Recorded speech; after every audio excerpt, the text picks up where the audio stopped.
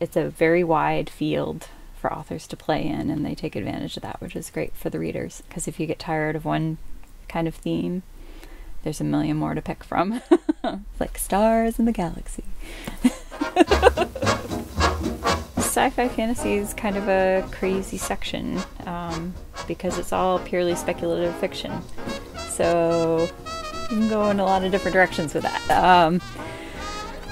There's sci-fi and fantasy, and then there's the sci-fi that blends into fantasy, and the fantasy that blends into sci-fi, and which is one of the reasons why I put them all together, because some authors straddle that line. They go both ways. The other great thing about sci-fi is the way that the authors can sort of couch ideas within, you know, issues that might be too touchy to deal with in an everyday setting, or might be a little bit too raw.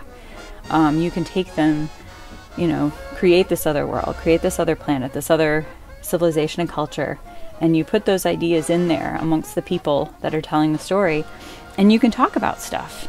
You're just looking at it at a slightly different angle, and it gives you perspective, which is great. It helps you grapple with major problems without agonizing over them so much. The characters are agonizing over them for you. You're watching it as it goes along, and you're thinking. You're allowed to think outside of the stream of action about these ideas, and it somehow works. So that's the other really exciting thing about sci-fi. Ursula K. Le Guin is a prime example of that. She excels at putting really challenging ideas into her books, like The Dispossessed, and allowing the reader to struggle with them through the characters. And it's a phenomenal thing, and I think people overlook that. Sci-fi and fantasy get stuck in these little genre niches, and people dismiss them. And the people who don't read them don't realize there's a lot of really good stuff going on there that they're missing out on. Sci-fi has a lot of little niche genres, like Cyberpunk, where you think it's only this much, but over the years it just widens and widens and widens. Cyberpunk started out with a few different fellows, but the best known fellow is William Gibson, who wrote Neuromancer, which is the holy grail of cyberpunk. And now that's pushed even further. Richard Morgan's Takeshi Kovacs books are phenomenally good, and this all ties into the whole Blade Runner thing, which we can blame our little Philip K. Dick for. He started it all with Do Androids Dream of Electric Sheep, which seeded a million worlds.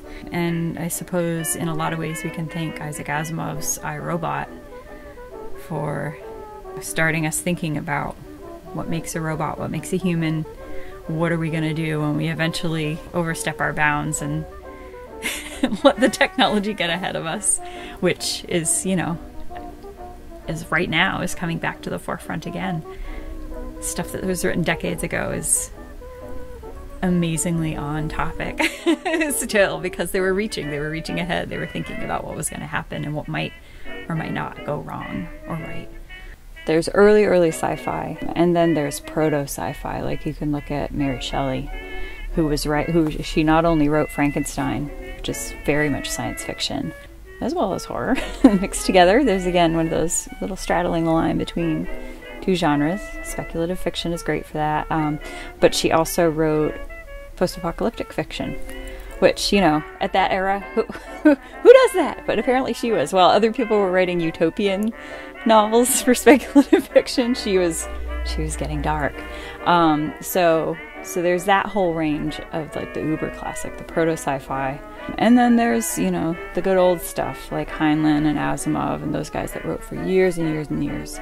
And we take a lot of that for granted now. But if you read something like Clarke's 2001, which a lot of people have either seen the movie or read the book, and the book was worked on at the same time they were working on the movie, so that's kind of an anomaly. But it's interesting because there is stuff in the book that isn't in the movie.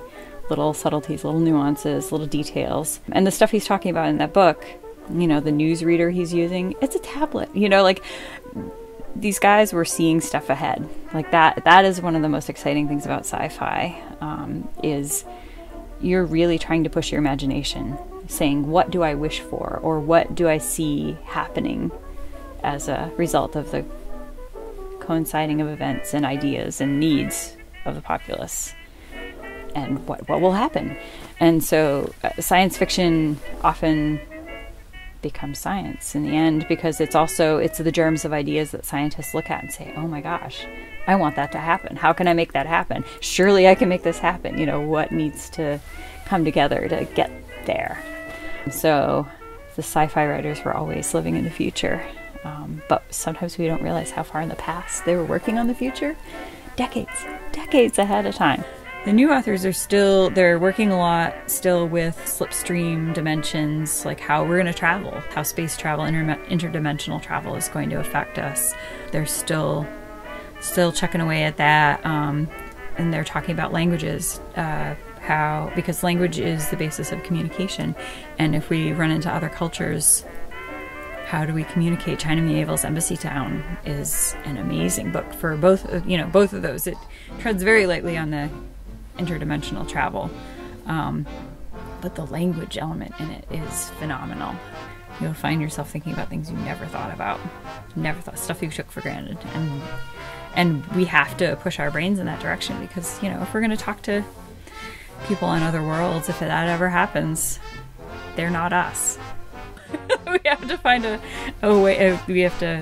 We can't take things for granted about language, even on our own planet, which is, again, the reflection of the real into the unreal. We make a lot of assumptions about what other people are thinking and why they're doing things, and we have no idea. So the new authors are treading a lot with that. They're also talking a lot about gender, and how people are treated because of their gender, and what would happen if you could change gender, or if we just simply dealt with it differently.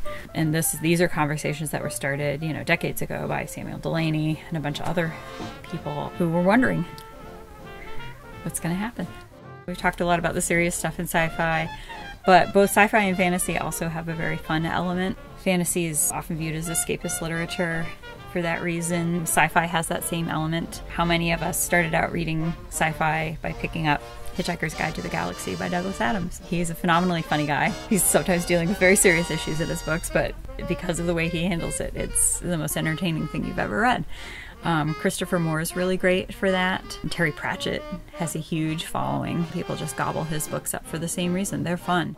And then there's the fun of shoot-'em-up space opera stuff, like C.J. Cherry's Channer's series. Can't stop turning the pages because you want to know what's going to happen next. So there's plenty of serious sci-fi, but there's an awful lot of fun stuff too. It's a great way to keep yourself entertained.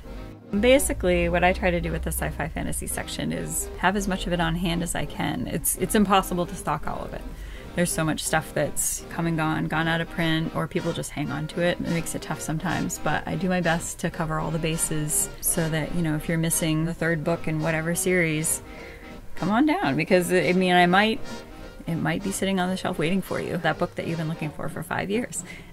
That one little lone spot that hasn't been checked off on your list. There's a lot of stuff here, and if we don't have it, there's probably something else that you'll be just as excited about. So there's always room to explore in the sci-fi fantasy section.